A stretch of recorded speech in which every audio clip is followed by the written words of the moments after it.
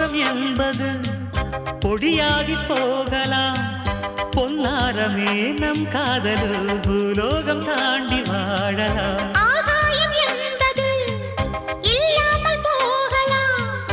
ஆனால் நம் நேசமே ஆகாயம் தாண்டி வாழலாம். கண்ணீரில் ஈரமாகி கரையாட்சி காதலே, கரை மாற்றி நாமும் வெல்லை கரையேற வேண்டுமே.